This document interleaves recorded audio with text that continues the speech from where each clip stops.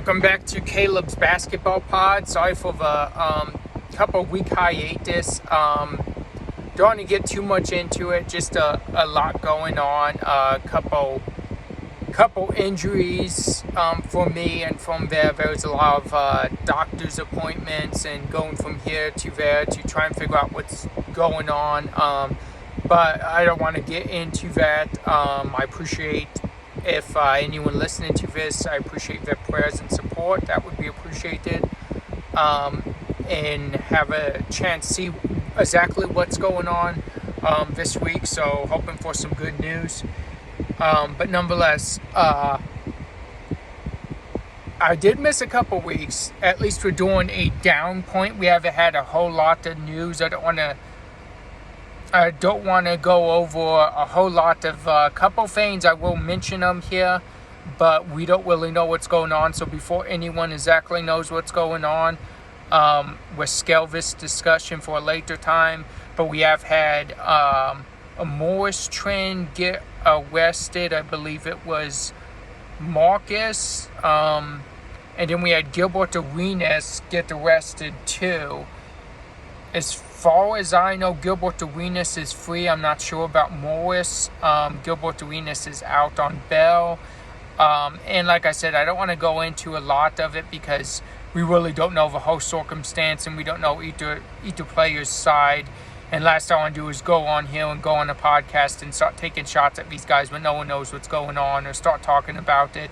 And this is personal life that goes beyond basketball. So we'll skip that. We'll table that discussion for the time being. But a couple things we can talk about. First off, Marcus Smart signed with the Lakers. I don't believe we talked about that. I like that pickup for the Lakers. Defense in the backcourt, something they were lacking.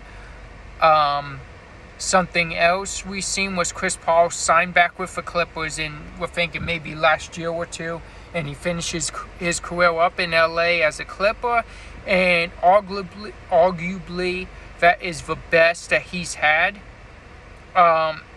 in his career was as a Clipper. I believe it would be between that and as a Hornet. But nonetheless, I love this for Chris Paul. I hope he has a good year. Only thing I worry about the Clippers team, really good team, that's durability.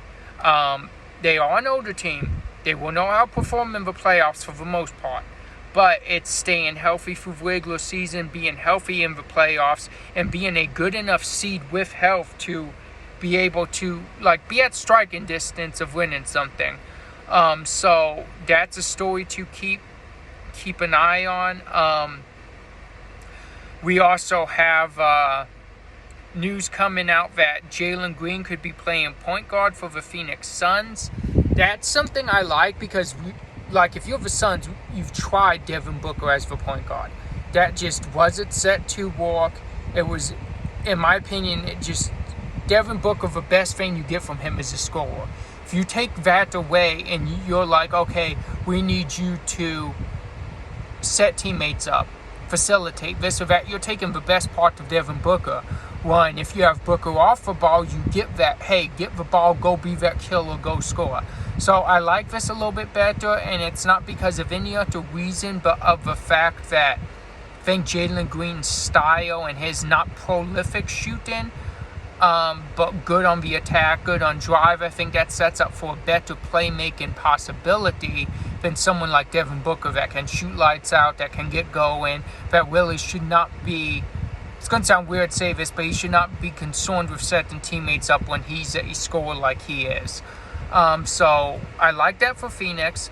We're hearing today a couple news things just today broke. One saying Golden State are not looking to trade Jonathan Kuminga, and they want to keep him going into this upcoming season. That's interesting because I think it's obvious Kuminga does not want to be in Golden State. So it'll be interesting to see how that works out. And to me, it just seems like a bad breakup. It seems like we're on the verge of this horrible breakup. And I think Golden State would have been better off to discuss some sign-in trades and try to let him go before it becomes that and it becomes a distraction to the team. Considering you just got Jimmy Butler and he was a distraction to the Miami Heat. So you should understand what, when you have a player like that on your team, what being a distraction to the team can do to the locker room, the morale, and all of that. So I would be one for just trading him and seeing what we can get for him. And I mean, you don't have to get a lot because he wasn't playing anyway. You just have to get enough to make it worth it. And no doubt he's a young up and coming star. And I would just look to trade on, because to me, he always won a championship. This was a discussion on Mo Trippin Pod, if anyone listens to this. He's always won a championship. He's not looking to be a role player to win a championship. It's obvious he is looking to raise his stock up to get more money, to get paid, as they say. And in my opinion, I think that's pretty obvious, and I think we need to maybe just sever ties with him if you're Golden State. See, again, find some decent. You have options. The Suns want him. The Kings want him. I mean, there's teams out there that want this guy. You have options of seeing what you can get, especially now that you say you want to keep him. Maybe those offers get a little higher. When someone bites a little higher, maybe we finally find that place and we ship him and we get enough for him. We allow him to do what he wants, and we allow us to do what we want, and that, if we're Golden State, is compete for a championship.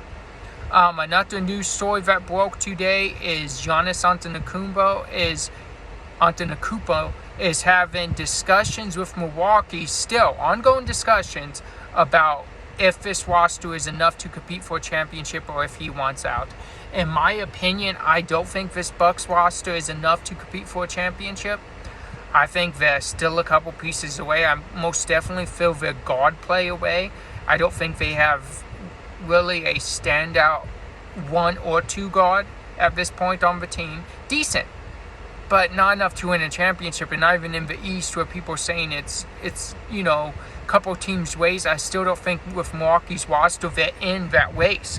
I think a healthy Philadelphia would have more of a chance of being in that race for the championship in the conference finals than a healthy Milwaukee.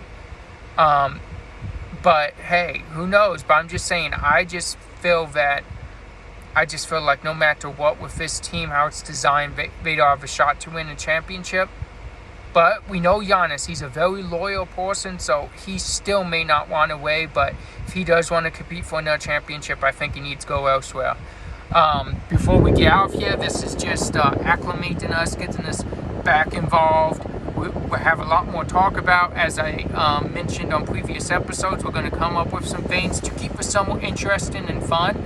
But I also want to say, hopefully, I'm working on some things, hopefully some big announcements, and there's a chance for possible of a big future for this pod, and to 20 up a bit, and to hopefully get some more eyes, some more views, try to get some more, like, just more compelling discussions with me, other people, because that allows us to throw, like, debate, go back and forth on stuff, give our opinions on stuff, and talk about it, debate it, get 2 sides to it, not just one. So stay tuned, guys. We're hoping for some fun stuff coming up here soon, and maybe just trying some new things and seeing what you guys like and seeing what sticks. But thank you guys for watching, and most definitely be back again later on this week.